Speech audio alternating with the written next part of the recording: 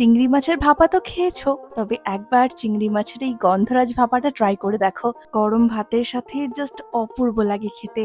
আর বানানোও কিন্তু খুবই সিম্পল। প্রথমে গন্ধরাজ চিংড়ি ভাপার জন্য চিংড়ি মাছ নিয়ে নিয়েছি, ছোট বড় যে কোনো চিংড়ি দিয়ে এটা করতে পারো। এবার চিংড়ি মাছের মধ্যে নুন, গোলমরিচ গুঁড়ো আর গন্ধরাজ লেবু জেস্ট দিয়ে মাছটা মাখিয়ে নেব। তারপর একটা ব্লেন্ডার জারের মধ্যে একটু নারকেল, কয়েকটা কাজু, একটু সর্ষে, দুটো কাঁচা লঙ্কা আর নুন দিয়ে এটাকে পেস্ট করে নিতে হবে। এবার পেস্টটাকে একটা বাটির মধ্যে ট্রান্সফার করে তার মধ্যে একটু হলুদ গুঁড়ো, লঙ্কার গুঁড়ো, স্বাদ মতো চিনি, একটু ফ্রেশ ক্রিম, গন্ধরাজ লেবুর রস, অল্প একটু গন্ধরাজ লেবুর কুচানো পাতা দিয়ে মিক্স করে মাছগুলোকে দিয়ে দেবো। তারপর এর মধ্যে আর একটু গন্ধরাজ লেবু জেস্ট আর একটু কাঁচা সর্ষের তেল দিয়ে এবার এটাকে ভাপে বসাবো। এটা তোমরা টিফিন বক্সের মধ্যেও ভাপাটা করতে পারো। আমি এই পাত্রের মধ্যে একটা সিলভার ফয়েল দিয়ে মুখটা বন্ধ করে 15 থেকে 20 মিনিটের জন্য এটাকে ভাপিয়ে নেব। ব্যাস, তাহলেই তৈরি হয়ে যাবে আমাদের টেস্টি গন্ধরাজ চিংড়ি ভাপা। গরম ভাতের সাথে পরিবেশন করে জানিও কেমন লাগলো তোমাদের। আজ এইটুকুই, টাটা।